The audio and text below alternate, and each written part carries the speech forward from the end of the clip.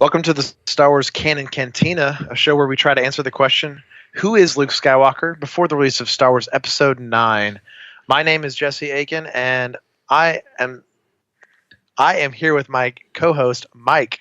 How's it going, Mike? Hey, Jesse, it's going pretty well, fall moved in with a vengeance yesterday. All of my lawn furniture got blown off the patio, overturned in the backyard. Looked like an AT-AT had shot at my patio. But with it came the cool air, so I'm not going to complain. Yeah, I told you last week about how fall greeted us pretty abruptly, but it's already gone back to the heat. So no, I'm going to be there in a few days. It needs to go back to being cool. Yeah, we're in the upper 80s. No, I'm done with that. The weather here is upper 70s now. That sounds a lot better, but that's just the life I live. But that's where we're at. And today, Mike, we've got a book to talk about. Maybe not quite as spooky with our fall weather like Shadows of Mindor, but there's some spooky bits in this. Keep us in our October. There's some creeper bits, that's for sure. Different kinds of creepiness all throughout. Some magic, some just creepiness. And the book we're reading today is a book called The Courtship of Princess Leia, which is actually fairly old. Yeah, this thing came out in 1994, written by Dave Wolverton, and it's really the only Star Wars novel that he wrote, and I'm not familiar with anything else that he's done. He did a bunch of short stories and a couple YA Star Wars books way back in the 90s, but this was his mark in terms of Star Wars novels. Yeah, and I did some mild digging on him, and I don't have the name written down here, but he actually has another pen name that he writes under. And he's actually a fairly prominent fantasy writer, and he uses a different pen name for that. Well, that doesn't surprise me. Yeah, that doesn't surprise me either. But for Star Wars stuff, he used his actual name, Dave Wolverton. Or is Dave Wolverton the pen name and the other one's the real name? Whoa, too deep. I'm not sure. So you're right, Mike. Not a lot of history in Star Wars, which is something we're going to look at every time because a lot of these Legends authors have come back, and that is not the case with this author.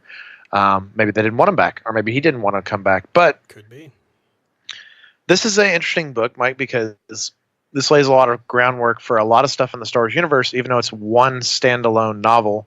Typically, in the Star Wars Legends stuff, there's trilogies or sagas or whole long series with things that reoccur and characters that keep coming back and arcs that continue, but this was a single book.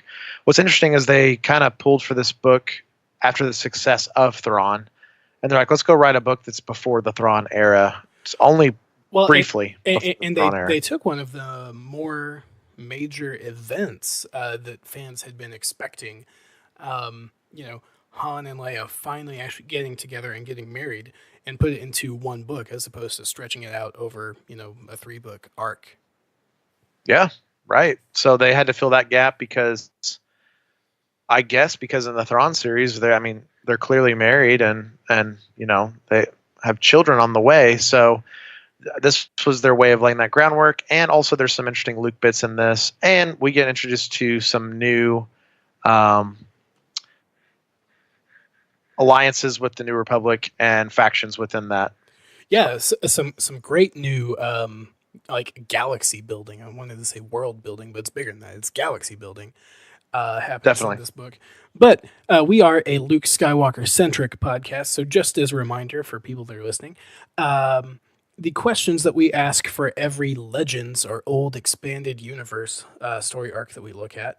First one is, what state is Luke in at the beginning of the story? Second one, how do the events and characters of the story impact Luke's overall development? Those are the same across canon and Legends, but this third one is what's different. Would Luke's experiences in this story make him different than the Luke that we met in Episode 8, The Last Jedi? Ever since Luke disappeared, people have been looking for him. I'm Luke Skywalker. I'm here to rescue you. A lot of rumors, stories. And I became a legend. People that knew him best. Luke. Young Skywalker. Luke. It's all true. I am a Jedi, like my father before me. All of it. So this book is taking place approximately 8 years after the Battle of Yavin, after the events of Episode 4. This is according to we've looked at a couple different places, timelines in the front covers of like some of the old Legends books. We've looked on Reddit and Wikipedia, but the most accurate time frame basically that we can find for this book is 8 years after the events of the Battle of Yavin, and there's a whole lot that happens between Luke Skywalker and the Shadows of Endor, which was our last episode, and this one, right, Jesse? That's right, Mike. I don't think a lot of time, but a lot of events in the galaxy. So, obviously, we told you guys in Bakura and Mendor, the New Republic has been formed. They're starting to go around, making treaties with people, reuniting the galaxy, and battling the Imperial Remnant. And the Imperial Remnant is the warlords and leaders of the Empire, wresting control of their garrisons, their areas, and they're fighting and maintaining what they still have the Empire. They're not surrendering. And so there's an entire series after Mendor, before this book, that's called X-Wing. And X-Wing was written by a couple authors, mainly one author called Michael Stackpole and some others, and they kind of wrote this series together. And it's in a series that focuses on the guys in Red Squadron, Rogue Squadron, and some of the other squadrons. With Wedge Antilles as more of the main character than Luke right. or any of the other characters from the films. Now, what's interesting about X-Wing, Mike, and we'll probably cover this more in the future when these characters come up, but there's other characters than Wedge that fight alongside Wedge in this series. New characters in the Star Wars universe, but they become very large later on. Some of Wedge's co-pilots and wingmen and stuff.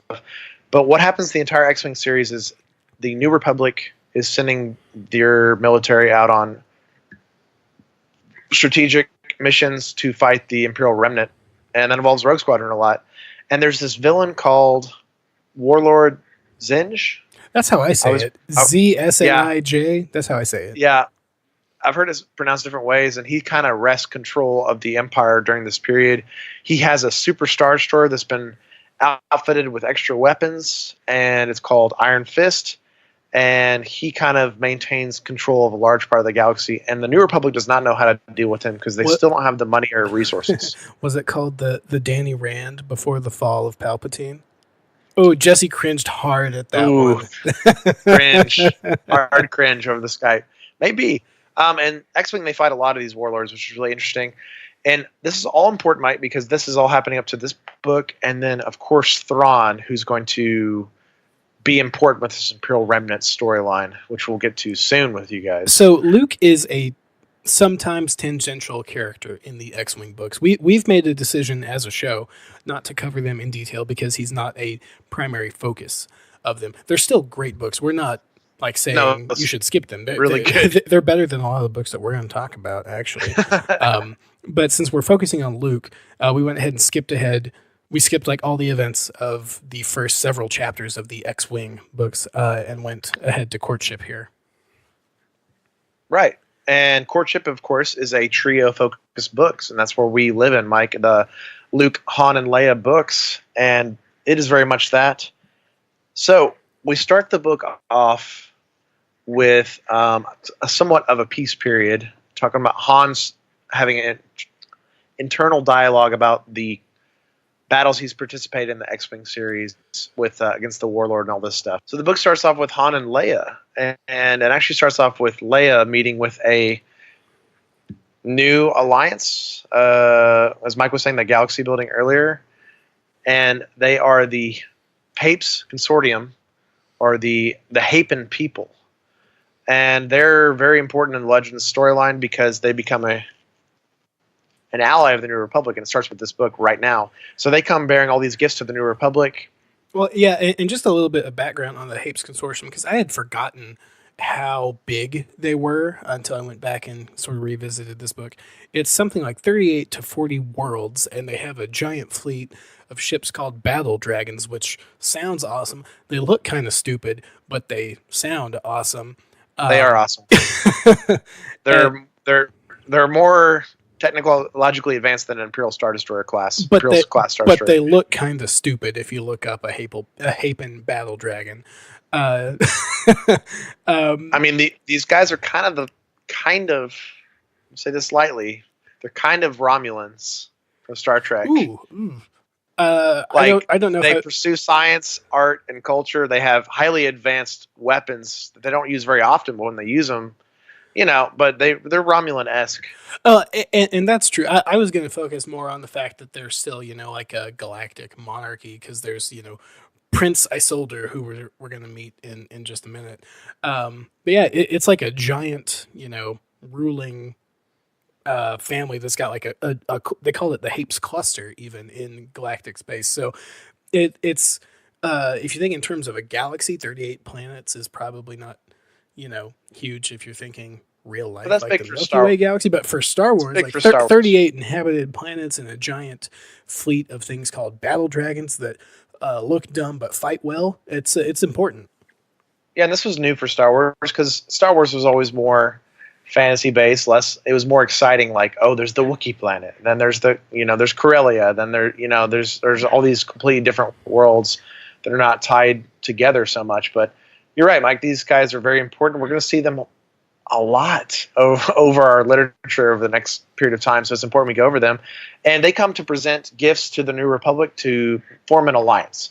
And you guys have mentioned, we've mentioned to you guys so far in the show, Leia and Mon Mothma and Amal Akbar and all these rebel leaders have now switched over to the New Republic, and they're starting this new thing in the galaxy. And the last gift they present to Leia, after all these gifts of gold and riches and all these things, is the queen of the Hapan culture says, I present my son, the prince, to marry you, Leia, and we will unite our New Republic together with this marriage, and that's how you're going to finalize the deal with us. And that's how the book starts. Which is probably about Han's reaction, I think. Han is not happy. So Han is fuming at this point, but of course the book, like we always do in Star Wars books, we pop over to Luke, which is great. And Mike, this is probably very relevant to us. Our book starts off with Luke having internal thoughts about not wanting to fight, being involved in the New Republic again, but he does want to find information on the old Jedi temples and the old Jedi texts. And he is actually with R2, like we see him all the time, exploring a new planet. He's with R2 because he can't make friends with real people. Nope. And he has this informant, a guy who's a Whippet, if you're familiar with the alien race of Whippets. Not Whippets, people. Yeah, don't go there. Whippet. WHIPID. The original trilogy, especially Jabba's palace, they have sort of a boar's face and like a Wookiee body, kind of hairy body. This Whippet leads Luke to this old abandoned Jedi temple on this planet Tula. And, the interesting part of this story is Luke finds a hologram message of sorts with Yoda on it, which is kind of the bizarre bit on here to get you kind of hooked in, I guess. Which, if you think from Luke's perspective, this is only the third time he's seen Yoda, right? Right. And Luke even mentions in this quote, his color was more vibrantly green than Luke remembered, and he did not use his walking stick. Yoda was at middle age.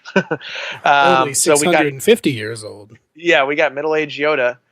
And basically Yoda is talking about a mission that he sent with some Jedi apprentices to help some people on a world called Dathomir. And Yoda and his apprentices were repelled by these witches. And that's all Yoda says. 14 apprentices killed. And it says, and then the message cuts out because it's due to old time. Audio hisses away. And Luke doesn't know what to do with this, but Luke just knows the word Dathomir. And that's where Luke is at. Dathomir and witches, and this is something that comes up a lot in Legends, but this is probably the first time that it's referenced. And it seems weird putting a word like witches into Star Wars, but it fits if you are... It does fit them. If you're familiar with the Dathomir Night Sisters from the Clone Wars cartoon. That's right. It's referencing the same group of people. We'll talk about their similarities and differences in a minute, but it is, in fact, talking about the witches or Night Sisters of Dathomir. Yeah, and all Luke knows is that Yoda had a mission to this planet. He failed. Yoda had a lot of regret, and Yoda lost a lot of apprentices on this mission. And Luke just kind of remembers this is an important place. But what's interesting, Mike, is the story starts off with Luke in a Jedi ruined temple, and he finds this information. And that's kind of where Luke is doing right now. He has not really found anything. He says he's visited over 40 worlds at this point, like since Return of the Jedi. So we've got I don't know, I'm trying to think of the time in my head, about 4 years of time. 4 or 5 years. Yeah, 4 or 5 years. So 8 4 or to 5 10 years. planets a year. Yeah, and Luke's been looking vigorously for Jedi temples and texts, and he has not found anything. And this is interesting because we're seeing the story paralleled in our canonical studies of Luke with the Marvel stuff, and he's doing the same sort of thing. So that's where Luke's at. So then, of course, we go back to Han and Leia, and Han does something rash. Han plays a sabacc game. No, Han do something rash. Although he does something kind of awesome in the sabacc game. He, wins a planet from a guy, which sounds great at the beginning. It does sound great. Han puts a lot of money on the line, and of course, comes out ahead and wins this planet from a Hutt. And they're like, it's a great planet, and Han's so excited. And then, so Han comes to Leia and says, "Don't marry this prince." Well, let's talk about why Han is excited. And you just got it right there. He's like, "Leia, I just won you this planet called Dathomir. Yeah. It's great. Ignore marrying this other guy. I just won you a whole planet that I'm going to give to you." Yeah, Han's basically feeling really insignificant because this guy, Prince Isolde, which we haven't talked about him a ton yet, but he is the prince of this entire kingdom. Mike said 38 systems, and he's very rich and he's very handsome. He definitely picks on Han. He talks down to Han on his lifestyle. He picks on the Falcon. It's awesome. He definitely gets under Han's skin. Yeah, and the text even draws parallels, talking about how much more muscular and handsome Isolde is than Han and all this stuff. It's terrible. And how he's all proper and he's dressed well and all these sort of things, and Han's just kind of Han. And so this is maybe somebody who Leia, Princess of Alderaan, might have ended up with had Alderaan, not met the 5,000 degree Death Star burn. Exactly. And I've got to mention too, we haven't mentioned this yet, Mike, but Leia's feeling a lot of pressure from Mon Mothma and the Alderaanian Council, which are people that survived from Alderaan, that are some of the head leaders of the New Republic, and they're saying, "Marry this guy, just do it." We're gonna get 38 systems added to this New Republic. You know what I mean? And they have these battle cruisers. They can be a huge cause to fighting the Imperial Remnant. Please do this. And she's like, "What about Han?" They're like, "Leia, this is a bigger cause than Han. This is more important than your feelings." So Leia is, and here's what's interesting, Mike, is Leia starts kind of falling for this guy because she feels a duty to it, and he's really kind of great. No, and he does sound like a dreamboat. I'm not gonna lie. 38 systems, whole fleet, and he's pretty. Yeah, that'll convince someone. He's like an 80s metal singer if he cared. He cared about what people thought, and was prim and proper and a gentleman. They talk about his long flowing hair and all this stuff. Is so funny. But Han's feeling really intimidated, so he brings this plan to Leia and says, "This guy's going to give you all these systems and all this wealth and everything, but I got you a planet, and we're going to go to the planet right now." And Leia's like, "What? No, that's Han. Do you even know anything about that planet?" He says, "No." And she goes, "That's some backwater planet in the Outer Rim." And he's like, "Well, I was told it was one of the better planets out there." Yeah. Well, you were played. Han in his rush thinks he realizes, "Oh, I got duped. Basically, this planet's not worth much." By a Hutt. Yeah. So, Han duped by a Hutt? Imagine that. That's never happened before. But anyway, we're just gonna take Leia there anyway. Yeah. So Mon Mothma and all these leaders basically are like, the wedding's soon, and Mon Mothma and the Hapen leaders are talking about the wedding being soon, and Han just goes crazy. He just stuns Leia while she's on the Falcon. This book has not aged well at all. He stuns Leia, and then he starts flying to Dathomir, and we're like, "What is happening?" And is Chewie with him this whole time? Yes, Chewie is concerned. All right, well, Chewie is complicit in kidnapping too. No, I think Han tells Chewie that they're taking a vacation, and Chewie finds out after the fact, after they're in hyperspace, which is even worse. Well, not for Chewie, but for Han. But 3PO, of course, is with them like he always is, and R2's with Luke like he always is. So we have our whole cast. And Lando is not actually in this book, which bums me out a lot. But after he was so involved in Mindor. But so they go to Dathomir. Leia wakes up. She's like, "Where am I?" And Han's like, "We're flying to Dathomir. I just need you to give me 1 week to convince you how much I love you and that we're still a thing. We're still a thing." Mike says, please don't marry this prince. Please don't marry this prince. This is bordering on Prince Shizoro levels of creepy. Not that bad. Like Han is not using pheromones to influence Leia's state of mind, but he did just straight up kidnap her. He was like, "No, you're going to marry me. You like me better than you like that other guy." Oof. Yeah, so he basically says, spend a week with me and Chewie on this planet, and they're thinking they're going to relax and talk and get to know each other better. Because Leia's actually been having doubts about Han at the beginning of this book, which is something I find interesting because the books we've read before that, this was not the case. I don't know if this is just something the author threw in to create tension, But could be. She was having doubts about Han, and then this dreamboat guy comes around like Han, and it's going to better the galaxy, right? Anyways, they go. Isolde finds out. He goes and tracks down Luke and says, "Leia's been kidnapped. I need your help. She's been taken to a planet called Dathomir." And Luke says, "Dathomir? Like, that rings a bell, right?" And so Luke and Isolde go to Dathomir. So here's a question I have for you. Why does Isolde track down Luke? Isolde tracks down Luke because he does not know where Leia actually is at the time.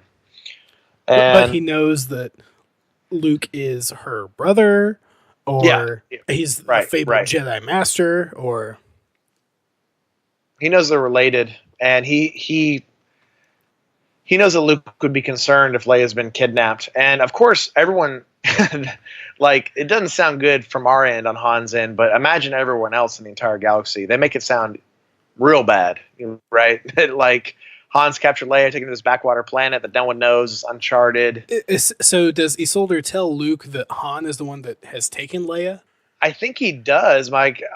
It's been a while since I read the beginning of the book, but mainly the word Dathomir is what triggers Luke to commit. Because he had just come from his mission to Tula and heard about it. Okay. Right, and Luke actually has a vision of Dathomir. I haven't mentioned that yet, but after Luke reads his messages with Yoda, and all the stuff happens with Han, Leia, and Isolde, Luke actually has a vision of Dathomir, of the sky going dark, and all these people being in peril, and he doesn't know what to make of it. And it's some sort of vision. So the Force is kind of guiding Luke towards Dathomir, and he does not know why. And then this stuff happens with Han and Leia and Isolde, and he's like, "All right, we're going to go." Now, what's interesting is what happens is Han and Leia left before them, but Luke and Isolde catch up to them because of Isolde's knowledge of hyperspace lanes, and Luke using the Force to help make the path easier because Han and Leia take the long way, basically. But yeah, so Han only knew like the long way to Dathomir, and then Luke's knowledge of the Force basically enhanced the route that Isolde would have taken, which we've seen now in like Solo. How they did the Kessel Run in under 20 parsecs is L3 found a faster way. Well, Luke and Isolde combined their knowledge in the Force to find a faster way to Dathomir. 100%, and makes a lot of sense with the Jedi. So that's interesting. But so Han's in this frenzy of fear and jealousy, and it's really interesting. So at this point, we have Han and Leia. Leia is not happy, Mike, as you can imagine. Well, she just got stunned and dragged aboard the Falcon, which Han still hasn't cleaned. Leia has no idea how clean this ship used to be when Han first got it. So,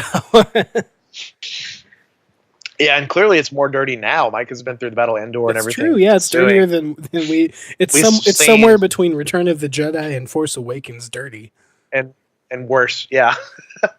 So, what happens is Han and Leia come out of hyperspace, and they, of course, have a lot of things to talk about. But as they come out of hyperspace, they realize the Imperial fleet of Zinj's forces actually have set up here because they've been hiding in the Outer Rim. What a coincidence. What a coincidence. But no one's ever heard of this planet or been to it, so it makes sense. And something I mentioned at the beginning of this book was The New Republic has not been able to track down Zinj. They've found several of his garrisons and small fleets, but not his main fleet. And he, of course, is hiding out here. So that's the thing. So Han and Leia are forced to land on the planet due to high traffic of ships. And then Luke and Isildur get there. And what's interesting, Mike, is Luke and Isildur end up on a different side of the planet. So the rest of this book is kind of Han, Leia, Chewie, 3PO together, and then Isildur and Luke, kind of a buddy cop thing going on with them on the other side of the planet, trying to find Han and Leia. And a couple of the interesting points here we find in the book, Luke and Isildur, on their look for Han and Leia on this planet, find a giant ancient ship called Chun Thor. Chun Thor, which is essentially a mobile Jedi Academy, almost like some kind of pilgrimage ship for the ancient Jedi. Well, and I read up a little bit on this, and when Jesse says ancient, he's not kidding. This thing was built 500 years before the Battle of Yavin and was used in the old Legends training of the Jedi, and it's like a couple kilometers long, a kilometer wide. It could fit 10,000 people on it. It was a Jedi training academy ship, basically, that has now been crashed on Dathomir. Right, and what we kind of pieced together after reading the text is finding out that Yoda's mission with all these apprentices was to go retrieve information from the Chun Thor because it had crashed years prior, and Yoda and his Jedi Knights and Jedi Princes were trying to retrieve information from the ship, get maybe the texts out of it, but then Yoda and his sacred Jedi texts! Yoda and all of his apprentices, so think of Yoda around the 500 mark, which is wild to think about. All his Padawans were killed, and a lot of his knights were killed, and he had to retreat, and he did not get the information. Yoda with like no wrinkles at all or anything, just like smooth, like forehead and everything, and even like brown hair instead of. Sounds kind of Uncanny Valley or something. Yeah, it does. So they don't. So Luke kind of pieces all this together. But what's interesting is Luke starts exploring the ship, and he starts realizing that large parts of the ship you can't even reach by any regular means. You actually have to cut through with a lightsaber. But as this is happening, Isildur and Luke are captured by a Dathomirian witch. And this is our first instance of encountering a Dathomirian witch in the story. And essentially the Dathomirian people are a people mainly of women. And the men in their culture are only used for slavery, labor, and breeding is what they call it. And then the women hold hierarchy, and they are the warriors. They're the leaders. And what's interesting about the Dathomirian witches is different from the Night Sisters. The Dathomirian witches are essentially the uncorrupted Night Sisters. They are strong kind of Amazonian women that use the Force without knowing it's the Force. So this is that thing we've talked about before, Mike, where it's Force sensitive, not Jedi Knight, not Sith. They just use the Force in minor ways. That's right. And they're described as essentially Star Wars human, whereas the it's like Amazonian women. The Night Sisters that we've seen in Clone Wars are not quite human. They've been twisted. Yeah. But what's interesting is the Canon Night Sisters pulls a lot from this Legends Night Sisters. They're almost the same. So what they find out is they exiled Dathomirian witches who used the Force for the dark side. They didn't know it was the dark side, but for dark ways and the dark powers, and they exiled them, and eventually enough of them became exiled to form their own clan, which is called the Night Sisters. And they were led by a Night Sister queen called Gethzirian, which I'm assuming is synonymous with something along the lines of Mother Talzin in the Clone Wars as their leader. And over time, the Night Sisters have their own clan, their own generations, and they're kind of twisted by the dark side, and they're kind of these twisted versions of the plain Dathomirian witches. So Luke is captured by her, and so is Isildur, and this Night Sister's name is Teniel, if I was pronounced her name incorrectly. It's the one with the last name DJO, right? Yes. It is. So it's like Teneniel Joe or something like that. Teneniel Joe was her name. And Luke realizes she's competent in the Force but doesn't know what the Force is. and she sees Luke use the Force, and she's like, "Are you a Dathomirian male witch?" Like she's saying, like I've never seen this. You're a wizard, Harry. Yeah, it's her only worldview is all she has, and essentially Luke and Isolde befriend her, but it takes a long time. And she's saying, let's be fair. He does more than befriend her. He develops a major case of Stockholm syndrome. Again, this book has not aged well. She's very perplexed by Luke and Isolde because they're not the men in their culture, which is interesting. Especially Luke's competency of powers and his, you know what I mean, and his calmness. Let's say that, but. At the same time, Han and Leia encounter the witches on the other side of the planet, and which is eventually where they're taking Luke and Isolde. And this is all happening under an Imperial fleet, basically. Under Warlord Zinj's Imperial fleet. And over time, we realize that the Imperial fleet has held these women on this planet via a orbital bombardment system that essentially wrecks their ecosystem, is going to create some sort of ice age on their planet. Which is somewhat similar to Project Cinder, if you have played Battlefront 2. Definitely. It's like the opposite effect, but, a satellite system designed to wreck the planet. Which is included in the story mode of Battlefront 2. And, of course, these, we haven't mentioned this yet, Mike, but these are tribal people, the Dathomirians. They have no means to fly off the planet or anything like that. So they are kind of at the whims of the Imperial Navy and Army. And essentially what happens is the Imperials befriend the Night Sisters.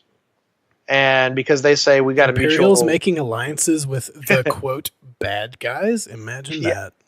It's like we've got a mutual interest because the Imperials learn that Han and Leia are on the planet.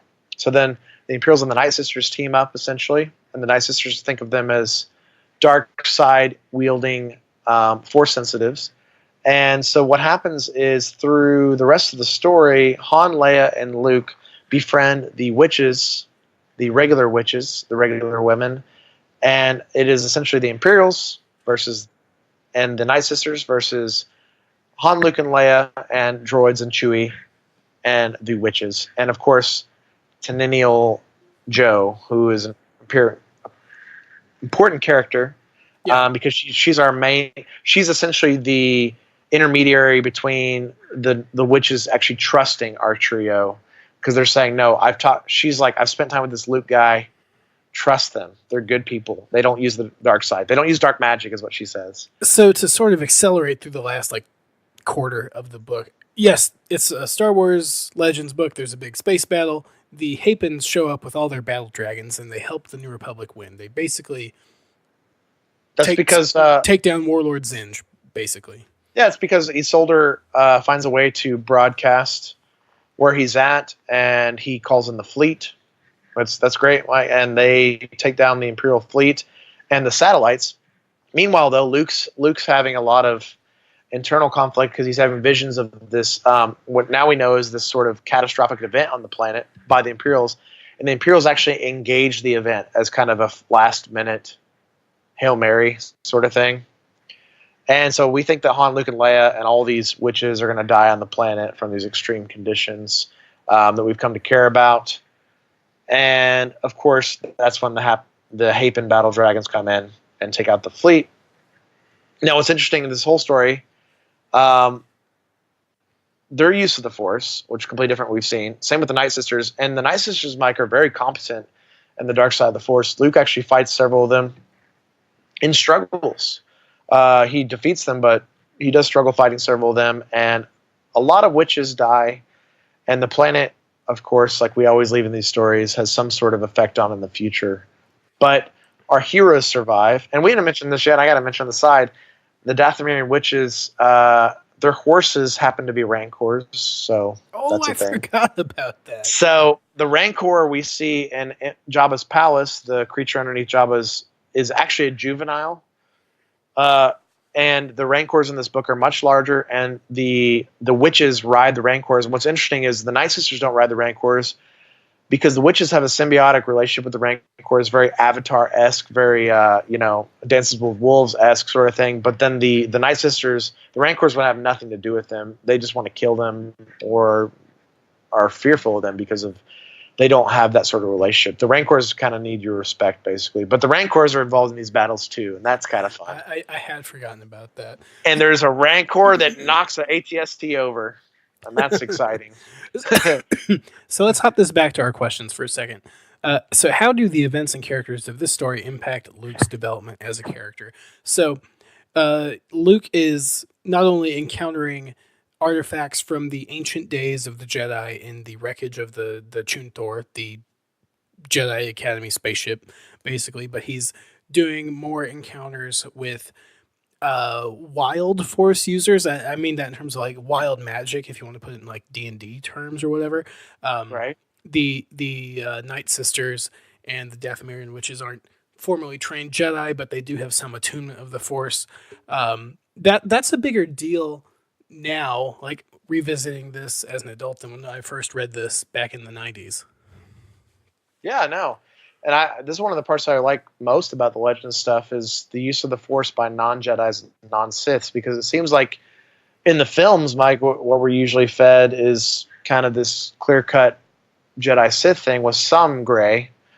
But this isn't even gray. This is like just regular tribal people who happen to be Force sensitive, living a certain way, and it's kind of part of their culture and their religion. And they don't know it's the Force at all. They just know that using the dark side is bad, and it exiles you because you use it for bad means, and you become a Night Sister, which is very interesting. So, I mean, and this lore obviously is expanded. I would say Clone Wars, the Night Sister stuff is even more fantastical, more magic-y. Even though it's the same sort of idea, it is them using the Force in a different way. It's the same sort of idea, but it's so different that the first time I watched Clone Wars, I had forgotten that there was even like a similar Dathomir or Night Sisters or witches that they were even pulling from these books back in the 90s. It's fascinating, really. Like I like seeing them in the Clone Wars. They're just different enough from what I envisioned, I guess, when I first read this, that I didn't make the connection right away. But as you see on our pictures here, Mike, I mean, like the Dathomirian witches, specifically the Night Sisters, they seem less humanoid in the legend stuff, but they still have the white and black face paint. They still have, the red robes. There's a lot of things. I mean, I think it's something we're going to encounter in the show a lot, which is, to me, encourages me as a Star Wars fan. And I would assume encourages new fans, too. They're really taking the best of the old and the new and making it streamlined. You know what I mean? Making it really streamlined. And my last bit on the Dathomirian witches before we close this out is... I've got one more bit, but go ahead. We're not done with them yet, but go right ahead. I've got to mention Maul here, who in the old legends was the son of a Dathomirian witch, and now in the new canon is the son of a Dathomirian witch. It's just different now. Back then it was not Mother Talzin.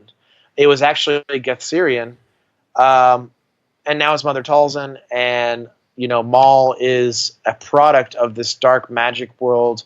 But then he's trained by Lord Sidious, right? So this full circle thing. It's like he had the Force at a very young age. He had the dark side of the Force without even knowing it. And he was kind of thrust into this, well, you're going to be my dark side apprentice sort of thing. And I've got to stress too, it's pretty clear in the text now that Maul is not really a Sith, and that's good. That's good. Ignore the fact that he's a Zabrak as well. That. Right. Well, that's a whole other thing. I don't even know what Zabrak. You know what I mean? I don't even know what the canonical. I don't know where all this falls now. Which is Zabrak? Are those what the Dathomirian males look like now in the canon? That's true.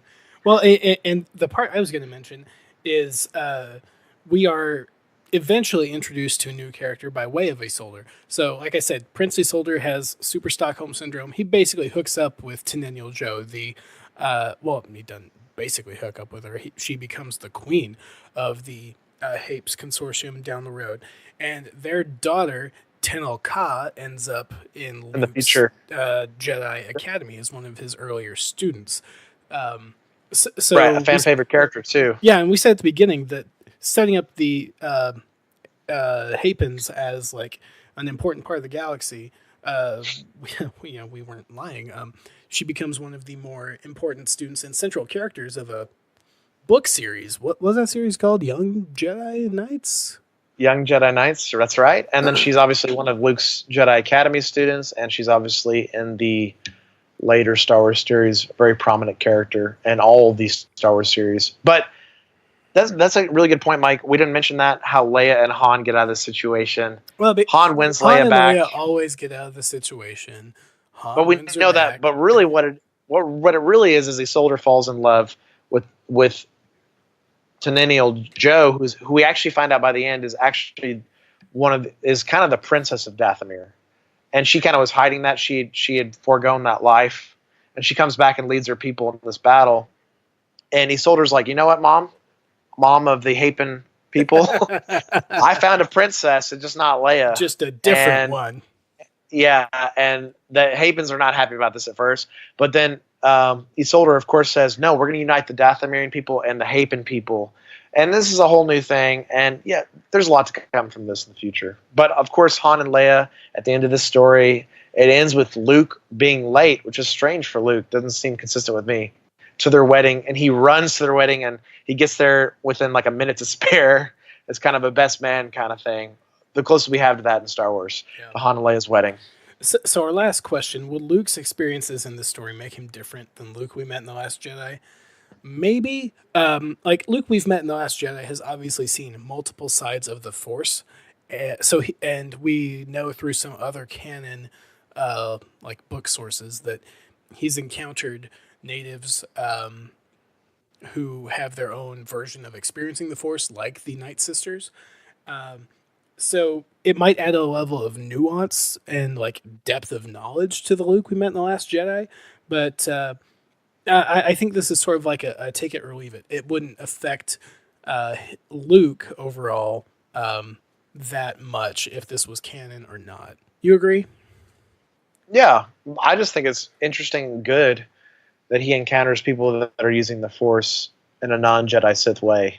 It probably opens his eyes in a different way. But, you know, I'm assuming the Luke of canon has experienced the same thing. So it's kind of either or at this point. Like, and so he has, and we'll talk about some of that down the line when we get into like the legends of Luke Skywalker and everything. That's right. But yeah, Luke is an important character in this. Excuse me. But it is called The Courtship of Princess Leia. So it's really about Han and Leia getting married, and this book is not great. I like it was probably fine in 1994, but I don't know that I would recommend going back and reading the whole thing. A shining moment is at the end. Luke does save Han by flying the Falcon. And Luke doesn't have a co-pilot, so he's literally doing the Chewie stuff with the Force. So that was a shining moment for me, him flipping all the switches for the shields and auxiliary power with the Force as he's actually piloting the Falcon in Han's seat, which was just cool to see Luke flying the Falcon. Yeah. So to kind of put a bow on this, we get a lot of cool galaxy building, like the Hapes Consortium, a royal family that makes an alliance with the New Republic. We learn about the Chun Thor, the ancient traveling Jedi Academy, which is super cool. We get some stuff about the Night Sisters, which makes their way into Clone Wars cartoon later. But overall, the whole kidnapping Leia part and pissing contest between Han and Isolde is not so great anymore. The last thing that's interesting to me is that Luke starting off this book immediately in a Jedi ruins in a temple. I feel like that says a lot about I kind of forgot, like, honestly, how consistent what Luke's doing at this time is in the Legends and the canon. Like, searching Jedi temples, starting a Jedi Academy, you know, the sort of things that are going to happen through both the Legends and the canon, which we know. And it's really interesting that that's where Luke starts. And, of course, he's with R2, and that was an interesting part to me. And, of course, he finds a middle-aged Yoda hologram. That's interesting. Yeah, that's about it for me. And Rancors. Oh yeah, I had totally forgotten about the Rancors. I'm glad you reminded me. All right, well, we teased it for a little bit, but let's talk about Solo. So Solo is available on digital and physical now, Blu-ray, DVD, whatever your preference is. I've seen the movie a few times, been through all the special features once. Jesse, what about you? How much have you seen? I've seen the movie once in its entirety, and I've, of course, watched favorite scenes several times. And I've watched all the special features as well, Mike. And I actually have a lot to say about these special features. Yeah, they were pretty good. It just really good. I don't have a whole lot of specific notes, but I did enjoy watching the deleted scenes. I liked that most of them were deleted scenes, but it's always nice to see those things that could have been. Yeah, no. It seems like throughout the fan base, I don't know what your favorite is, Mike, but the Han at the Imperial Academy, his little dogfight with talking about the Z-95 headhunters, which is cool, and him landing the TIE fighter when they tell him just to eject instead, and he said, "No, I can land the thing." That seems to be the fan favorite deleted scene. Yeah, and I completely agree with that. I wish we had seen, even if it was just a couple minutes, of Han in the flight academy between escaping Corellia and ending up in the mud on Mimban. Yeah, and that scene ends in a really fun way, too. Really good transition. He's saying you're discharged from the Imperial Navy and you're going to the Army. And Han says, well, when will I be flying again? And said, oh, we'll have you flying in no time. And then the next shot, of course, is the shot in the film, which is Han being launched into the air by one of the shells of the enemy artillery. A really nice comedic bit there that was kind of lost from that scene being taken away. And I like the scenes of Han, flying and that whole part, learning to be a pilot in the Imperial Navy. But I do also understand what either Ron Howard or Kasdan, or maybe both, said about why it got cut, because it would have affected the pacing of the movie. Of course. It definitely would have put a kink in the pacing from Corellia to Mimban. And ultimately you've got to make those hard decisions. That's probably the one scene I wish had maybe stayed in the movie. Yeah. I got to mention, too, with the deleted scenes, they showed extended cut of Lady Proxima's den. And I really like Lady Proxima a lot. And apparently Lady Proxima has other little worms that live with her in the water. And you actually see the puppeteers moving those worms around. So this was obviously before the post work was done. They were going to do all the effort to cut those puppeteers out. But it's so cool to see the guys in the full scuba gear, because we've learned now that Lady Proxima was run by about 15 guys in scuba gear, puppeteers. So it's like, are you a puppeteer? Are you scuba trained? Both. You have to be both. My only problem with Lady Proxima, and it's barely a problem because it fits with the flow of the movie. I wish she wasn't speaking English. I wish it was just alien language with subtitles, like Jabba, because we've seen that work in Star Wars. Her henchman. Yeah, or Moloch even is the same way. Yeah. Yeah. It's bizarre they didn't do Moloch with the voice. You're right. This is a minor gripe, though, right? I mean, she's pretty great, even though she's in it so briefly. I wish we could have got more of that. And I really like that opening sequence of Solo a lot, Mike. That's something I'll mention here. That first whole part of Solo feels really good. The whole film's good throughout. It's just I like that. I also really like. I forget the title of the special feature scene, but just the round table with Ron Howard and the main cast talking about their favorite scenes. Or round table with the cast. Imagine that, it's a creative name. But that was super fun. To watch, just all the cast grinning about their favorite scenes to go back and film. Yeah, it really was. Then we obviously had the Kasdan on Kasdan. I think it's worth mentioning because it was a father-son writing team who wrote this. So much about this one. If I have to have Jake talking, that's my best Lawrence Kasdan. Sorry. And a strange part of the Kasdan on Kasdan that I'm going to mention, Mike, that you probably didn't blink at all, but of course I did a little bit, was talking about their knowledge of the Star Wars universe is so different, and their writing style is more similar, but their knowledge is different, so they kind of had to make a middle ground. And I remember that. I thought it was great. No, I thought that was great too. But I thought there was a fun line where he's like, my dad, there's a whole segment of Star Wars my dad has never seen or interested in referencing. And he's obviously referencing the prequels and the Clone War show. And that's kind of sad, but it's also, I get it. But he's like, my dad's an original trilogy purist. He's like, but the good news is I can bring the other part of that, which obviously the younger Kasdan is a big fan of the prequels. He's made that pretty obvious through a lot of stuff he's done. And so that was kind of interesting, but it was funny to hear like them say it so openly on the documentary. Yeah. Well, and that leads right into this cool thing that John Kasdan posted on Twitter, like 52 thoughts about Solo, a Star Wars story. We're not going to talk about all insane. 52. I made some notes about the ones I wanted to go over real quick. If you don't follow John Kasdan on Twitter, you should, and go back and find this. It's pretty interesting. But the first couple notes he made that I wanted to talk about. First one, of course, Han told Leia the story of how he and Kira broke out of the den of the white worms. So the whole, that's not a thermal detonator. You just had a rock and you made that noise with your mouth. That Leia later used with the thermal detonator in Jabba's palace. I thought that was pretty cool. That's Bausch. Yeah. And, that's pretty cool.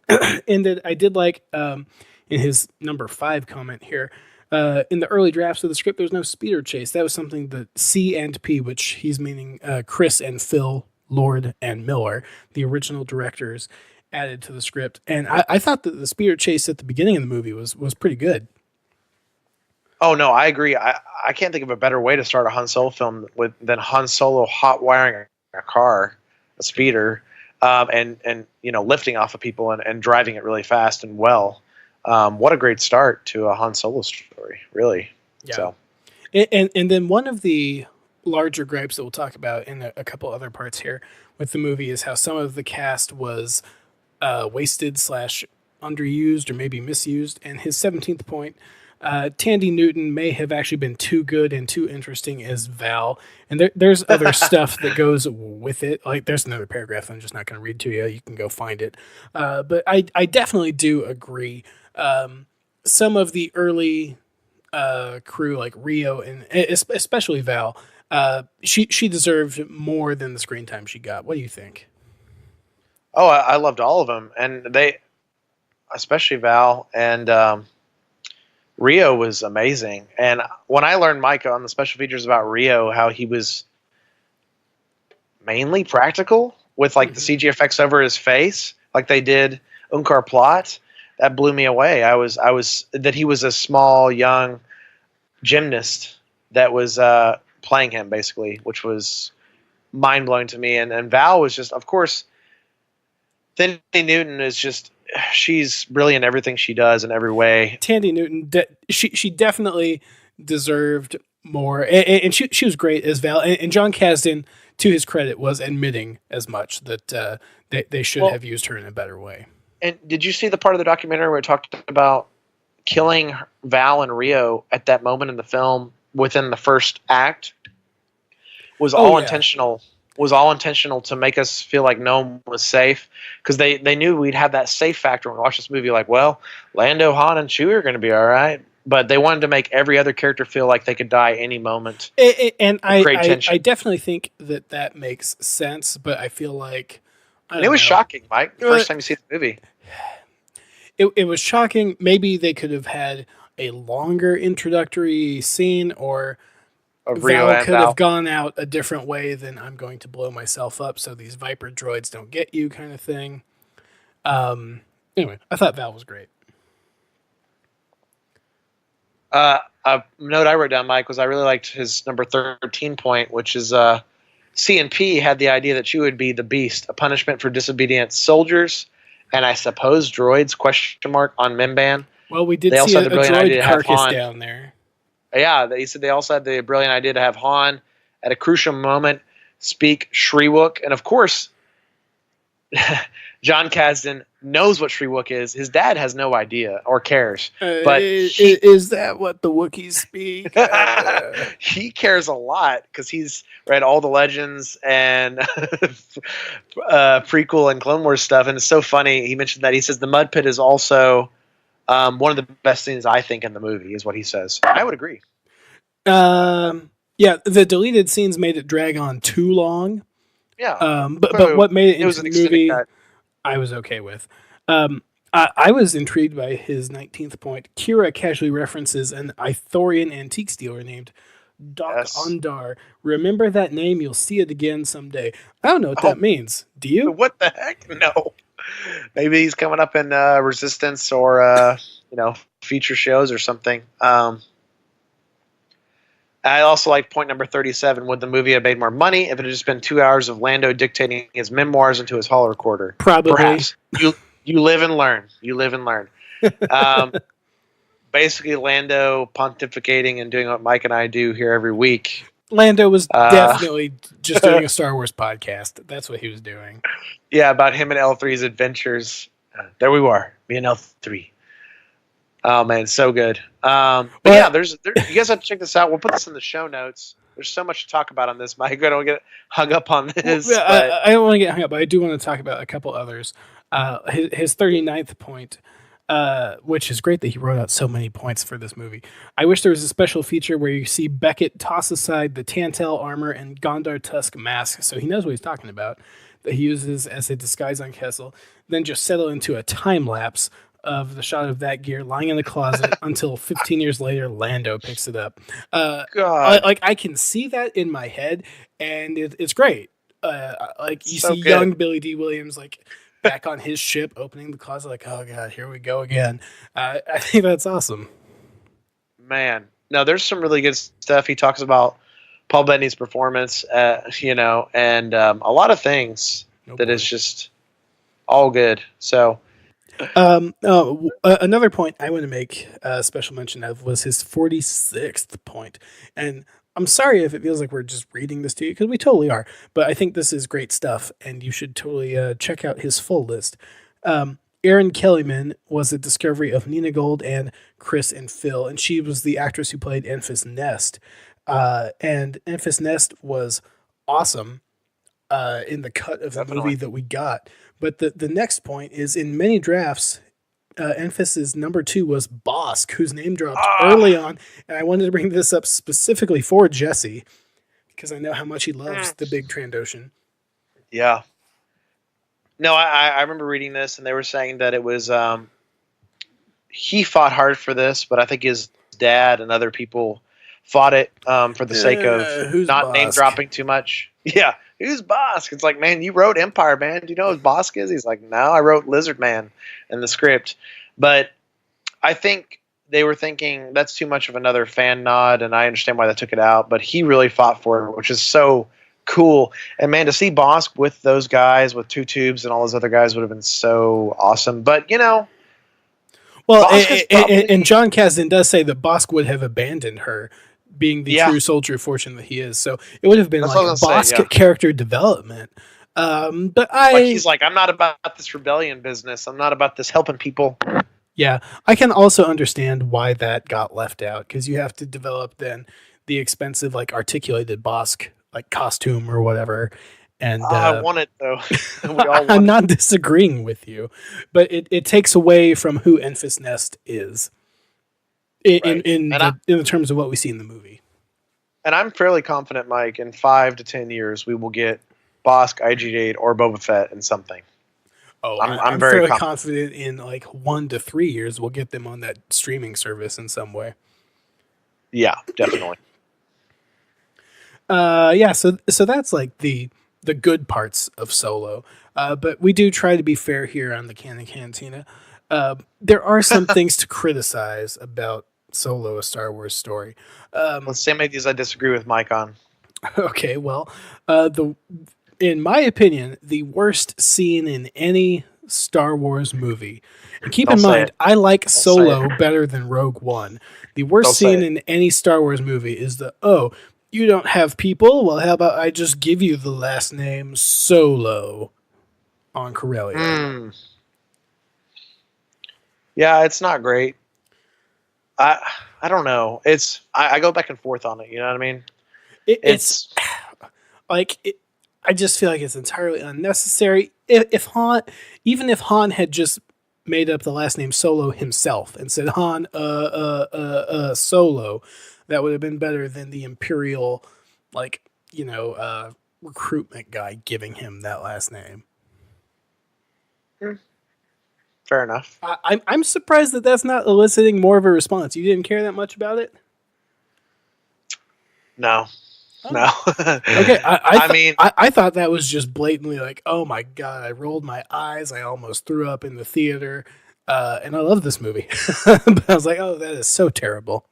Well, and Mike, this actually ties back to our Courtship of Princess Leia thing today.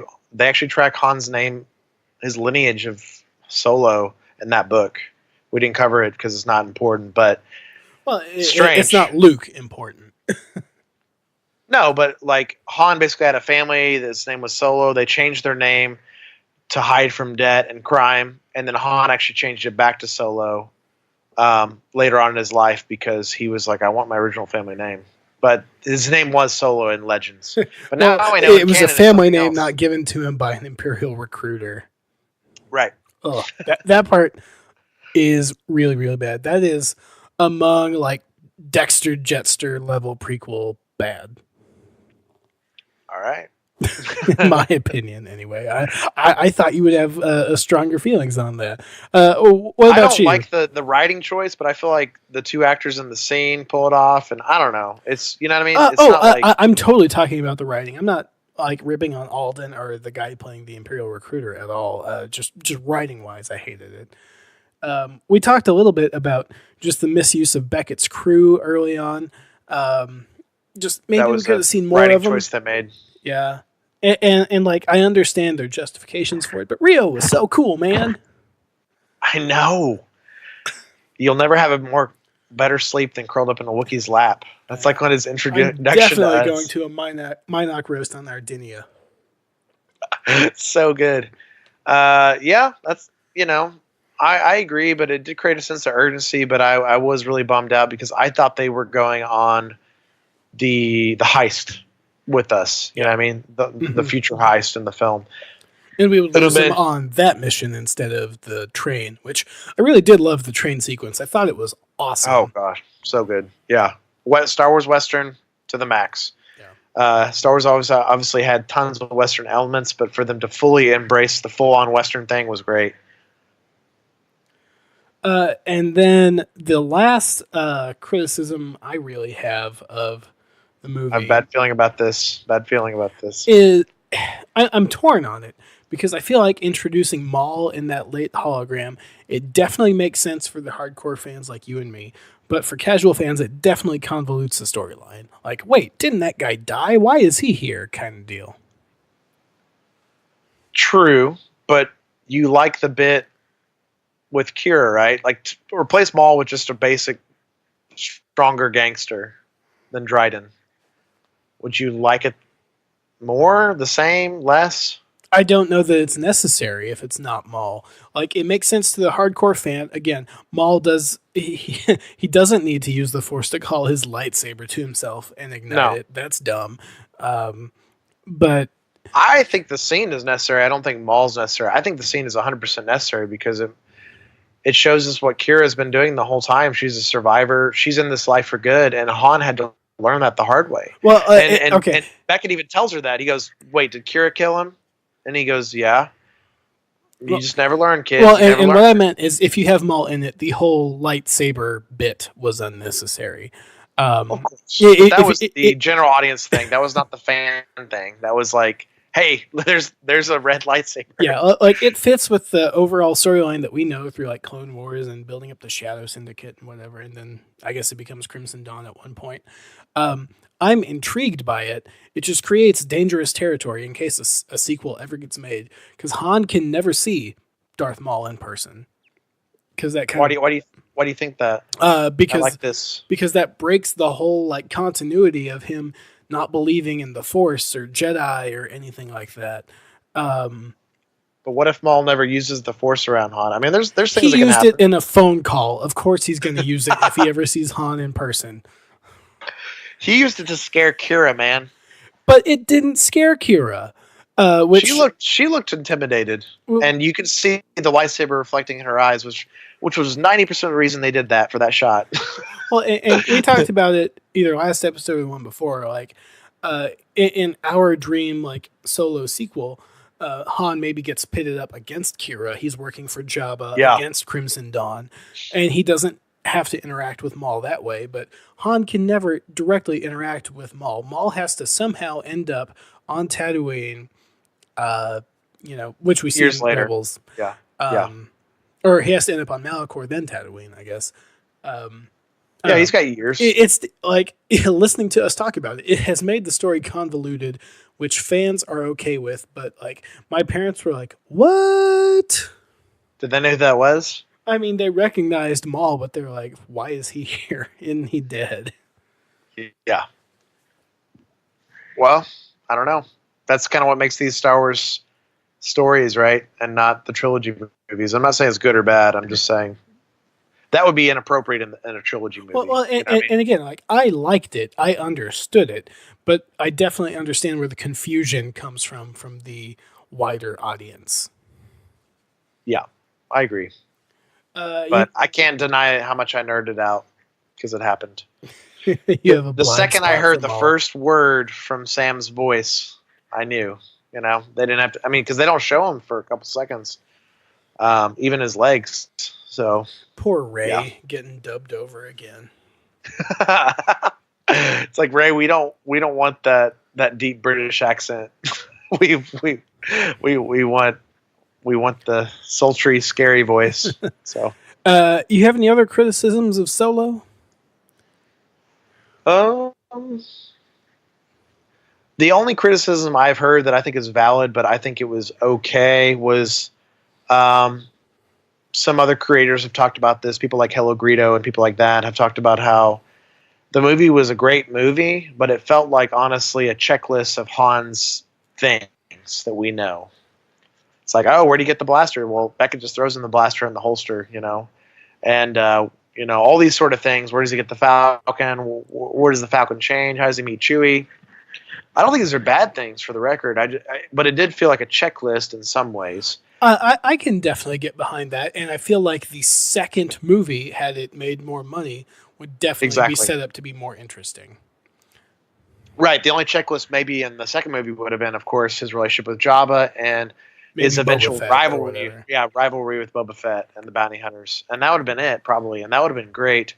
That's my only minor criticism, but Mike, I still was entertained, and it twisted and turned for me, and that final act is so great. Like the subterfuge and the back and forth between all the characters, who's good, who's bad. Oh wait, Kira's bad now. Yeah, I mean, all the good stuff. That was a nice treat. And I'll say that Alden is not Harrison Ford, which is fine because this movie is about him becoming Han Solo. I don't think he's perfect, but I think he does a good enough job. I think he's great. Like I've said earlier, I actually think this is a better movie start to finish than Rogue One is. Yeah, and I'm not sure about that, but I mean, it's. I'm very into it right now. Like, well, and I'm saying that as a fan of Rogue One, but I'm just saying when I watch Rogue One, I skip straight to the last third of the movie.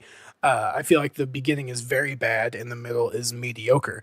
I feel like Solo may not have the holy crap, that's the best Star Wars I've ever seen, like the last bit of Rogue One with that space battle over.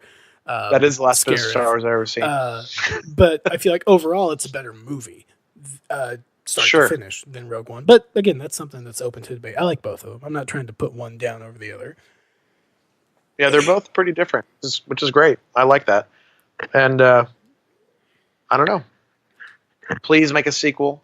Please. And we haven't mentioned it yet, but Chewie really comes into his own in this film. And Jonas we haven't mentioned it yet job. Today, but we definitely have talked about that before. Yeah, Jonas does a great job as Chewie, and we definitely need more Chewbacca content. Yeah, and this movie if you already love Chewbacca, you're just on cloud nine. And I think people that didn't love Chewbacca now love Chewbacca, and that's a huge, huge thing for the Star Wars community, I think. Yeah. All right, so that'll do it for our talk about Solo today. We got one more segment for you, and we haven't done it in a while. It's we don't serve your kind here. Hey, we don't serve their kind here. Oh man, I have been laughing for like 2 straight days waiting to do this segment. Gotta say, I knew you were. I knew you were. Kathleen Kennedy got her contract extended for 3 more years, not fired like all these people were saying that she's getting canned in September. It's definitely happening. Nope. Lucasfilm actually recognizes that she's done a great job, and I could not be happier. I know I have a very biased opinion about that, but Jesse, what do you think about Kathleen getting a contract extension? I think it's great.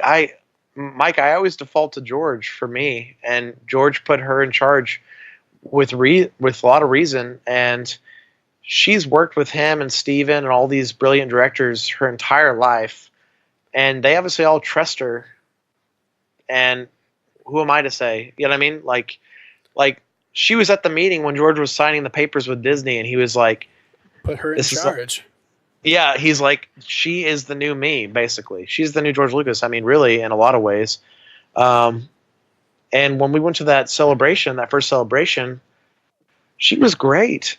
This is before any of this hate came down, right? Because nothing had happened, really. And the way she handled things at Celebration. I don't feel like monetized YouTube hate channels existed when we went to Celebration back in early 2015. I could be wrong. The world's a darker place. But they did. They just didn't have the following they have. They might not have existed to this level around Star Wars. Yeah, you're right. Not around Star Wars, yeah. And I don't know. None of this existed, Mike, because this is a perfect storm of weird stuff. Like, the world was asleep to Star Wars for a while. Like, we were in the minority, fans like us. And you said you even were away for a while. Oh, totally. And that's fine.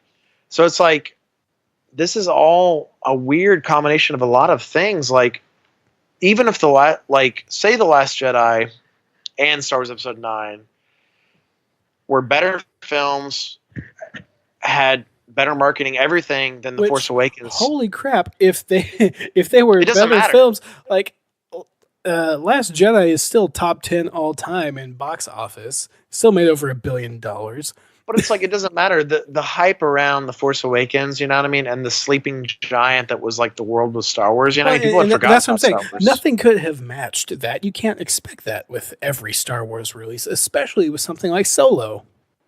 Exactly. And we're just in a weird place. Yeah. Like with everything. Ant-Man doesn't do Avengers money, yet I still like Ant-Man movies. Yeah, it doesn't do a Yeah, you're so right. No, that's perfect. Perfect analogy. The thing with Solo is, there was a lot of this stuff going on, and I don't know. It's George put her in charge. I don't know what else to say. You know. Well, and to be fair, like, to look at the other side, I am not saying that Kathleen Kennedy is without fault.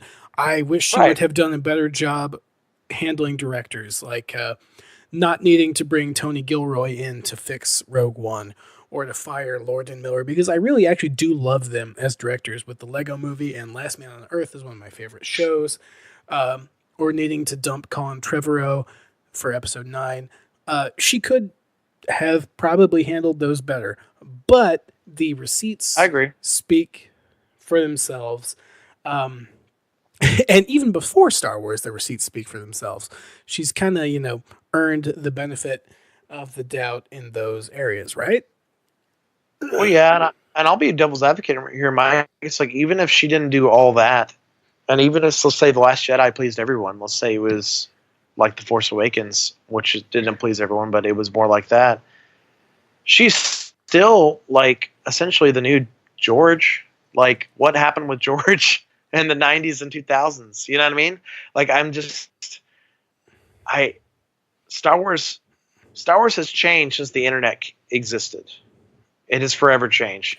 And I know there's, the prequels weren't as good as the original trilogy and all these sort of things, and the special edition and the controversy all these things caused. But it's like, there was Star Wars pre-internet and there was Star Wars post-internet. And George was depressed, man. I don't know. Like, yeah, he's like, I'm done creating stuff that people don't like. Like, George knows there's fans that like stuff still, but like, the overwhelming response was the internet trolls essentially was so much that he's like, you know what, I just need to retire. And it's obvious to me. And I feel like Kathy's in the new George spot. But going back to the theme of this segment, we don't serve your kind here. Basically, if you subscribe to Geeks and Gamers, Grace Randolph, Thor Skywalker, Mike Zero, or a new one I found today, Robot Head on YouTube, these are all just channels that monetize clicks and hate off of Kathleen Kennedy and Star Wars. Don't listen to our show. I doubt if you listen to our show, you follow those channels. But we don't need you. And like Star Wars fandom in general doesn't need you. It's time.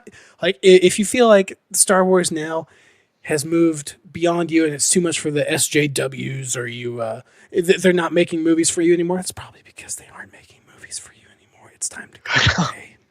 Oh no, Mike. Well, I'm just gonna trust you on this, Mike. I don't know 80% of these people, so that's good for me.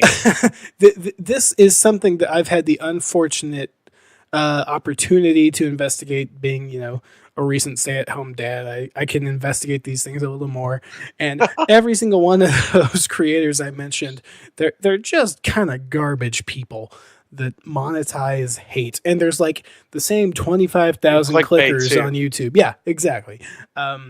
So if you listen to us and you subscribe to them, I don't know how you reconcile the two, but you can probably go ahead and stop listening to us if you agree with them. Bold words. Well, if anything, Mike, it's like even if they had valid points, these people, their platform is clickbait. You know what I mean? And making money. It's not actually like deep discussion or thought about film or story. It's just clickbait money. Well, exactly. I mean, like I am. So happy, it's like even if they had good stuff, you know, I am happy to talk to somebody who doesn't like The Last Jedi. I get it. Definitely, it's not everybody's favorite movie, but if your channel is based around clicks because you don't like Kathleen Kennedy, you can piss off. Dude, she worked with Spielberg on E.T. Think about that. And Raiders.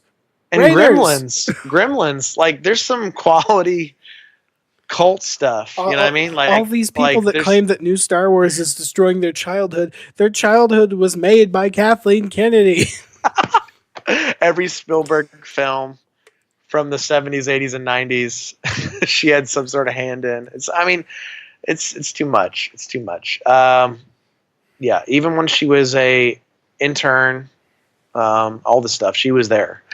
And George put her in charge. I don't know what else to say. And my favorite thing about this that makes me so angry, actually legitimately angry for me, is the people that are like trash George for 15, 20 years. And then now Kathy's in charge. They're like, George, I was wrong. Yeah, they're like, George, come back right now. I was wrong. Ignore everything I did for 20 years, but come back. You're the best. And it's like, no. You can't have both of these cakes. Well, and I can admit my fault in that because I have trashed George before because he's not a good director, as much as like he's admitted in interviews and stuff. He said that. Yeah. Yeah. I don't need George back directing movies, and I've heard his pitch for the sequel trilogy. It was also terrible. I don't need George back directing that either.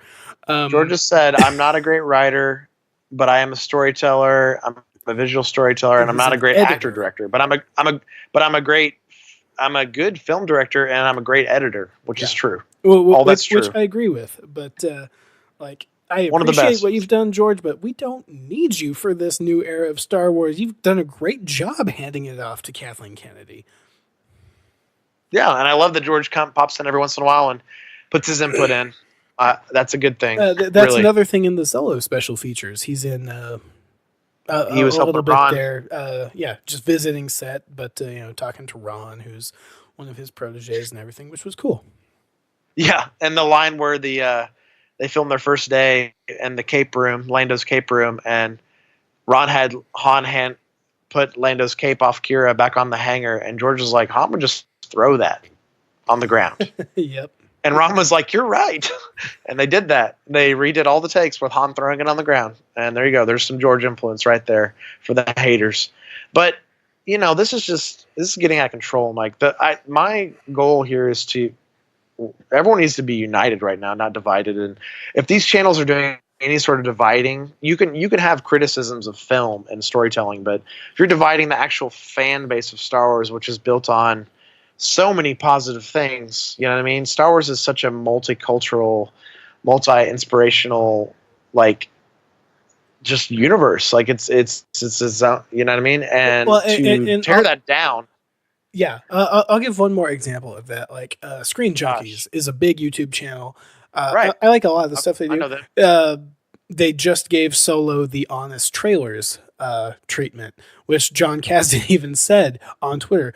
Oh my God, I'm terrified of this honest trailers treatment, but honored to be included in it.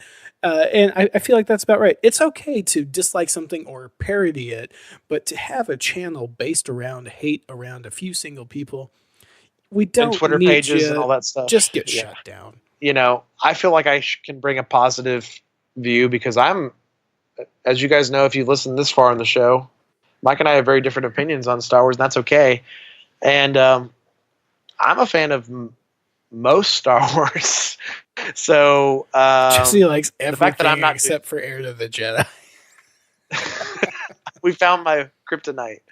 The fact that and Dex's Diner, but the fact that I've made it this far, and I have no interest in doing any of this because to me, like, and me being accepting of all this stuff, I'm trying to be the opposite of that. I don't know. It's ridiculous to me. Like, your child can like Jar Jar Binks, you know what I mean? Your child can like Canto Bite, whatever. I liked Jar Jar when I was a dumb, like, how old were we, 10, 11? I liked Jar Jar then too. I still like Jar Jar. I don't love Jar Jar though at all. He's That's okay. Fair. Like, you know what I mean? Like, I think he's fine. And I like the Gungans actually, legitimately, as agree with that. Their design and everything. But there's just, this is just too much. Just no more of this. You have a channel based around hate. You can off. All right, I'll come up with a better way to end that. Let's put a bow on this thing, Jesse. I do want to remind people about our Emperor Palpatine art contest. Yes. So through October 11th, we are taking submissions to win a piece of autographed by Ian McDermott, Emperor Palpatine art. All you have to do is write us a review somewhere. Apple Podcasts, wherever you listen to them, Spotify, whatever. Just send us a screenshot to canoncantina@gmail.com or on one of our social media pages so we can get in contact with you. And we'll do a drawing around October 11th, and the winner will get a sweet piece of autographed Emperor Palpatine art. It's pretty easy. Definitely. And if you guys haven't done that yet, definitely do that because the deadline is getting close. Several of you guys participated, and we're very excited about that. Some really nice reviews you guys have written. Every time you guys give us a 5-star review, it helps us be found in search engines and on podcast platforms. So the more reviews, the better, especially 5-star reviews. And it means a lot to us. If you write us a 1-star review, you are still eligible to win. It just better be funny. Gosh. 1 star is pretty bad, but sure. It better be really funny if it's a 1-star. That's all I'm saying. Man, but every 5-star review really helps us out a lot, and that means a lot to us. And if those channels I called out listen to us, we're going to get a bunch of 1-star reviews coming. So thanks for that, Mike. Thanks for that. You're welcome. The good news, too, guys, is I'm already working on our next possible contest, so more details on that in the future. But more importantly, so Mike, we got a couple things I want to talk about real quick before we end the episode. So the Heir to the Empire series is coming up. It's not coming up next week, but it's coming up in the future very soon. So if you guys are at home want to read the Thrawn trilogy, we're going to do something we haven't done yet on the show. We're actually going to do every book of the Thrawn trilogy in the weeks back to back. So the first week will be Heir to the Empire. Then it's going to be Dark Force Rising. This is going to be Last Command. So 3 Thursdays in sequence going through the entire Thrawn trilogy, which is one of the most important parts of all Star Wars literature. Definitely the most important part of Star Wars Legends. So this is Legend stuff that I am excited to do. That hasn't happened since Shadows of the Empire. So if you guys want to join us, you have about 2 weeks to read the first book. Next week we're going to do a special bonus episode, which we'll keep under wraps right now, but we think you guys are really going to like it. Under wraps is a way of saying we don't quite know what we're doing yet, but you'll enjoy it. it's definitely going to be discussion about the films and the Last Jedi. So we hope you guys are ready for that. And there's potential we have a special guest coming on as well. And then the following weeks after that will be the entire Heirs to the Empire Thrawn trilogy. So if you guys want to follow along at home, start reading the Thrawn trilogy. It's 3 books, so it's a lot to read. So if you guys want to read before we spoil it for you, please do. There are also comics out there that are easier to read. And really great audiobooks, Mike. They obviously care about the series a lot, so they've got the good audiobooks on this sort of thing, even though they're older now. Still really good. And don't forget, you guys, at home, we're still doing the Marvel series, but that's several weeks out. But if you want to continue reading the Marvel series, we will be following up on that as well. And this is kind of something I want to throw on the end of our episodes to keep you guys in the loop what's coming, to maybe entice you, or if you want to read along at home with us, you're ready. That's right. So you can connect with us on Facebook. We have a page there, The Canon Cantina. Find us on Twitter at The Canon Cantina. Instagram is at Canon Cantina. We're available on Apple Podcasts, Google Play, Stitcher, Podbean, Podcast Addict, YouTube, and we are on Spotify now. If we're not on the podcast app of your choice, let us know and we'll get there. Sounds great to me. Thank you guys for the Spotify plays once again. Help spread the word of our new show. Keep subscribing, guys. Keep rating and reviewing. Every review helps us. Every time you share helps us with your friends. Every time you retweet us, anything like that on Twitter, it means a lot. If you think we do something better on the show, send us an email at canoncantina@gmail.com. And join us next week as we talk about our bonus episode and the Disney Star Wars 4 films that have come out. That's right. We hope you had a good time here in the Canon Cantina. Cheers, everybody. May the Force be with you. Boring conversation anyway.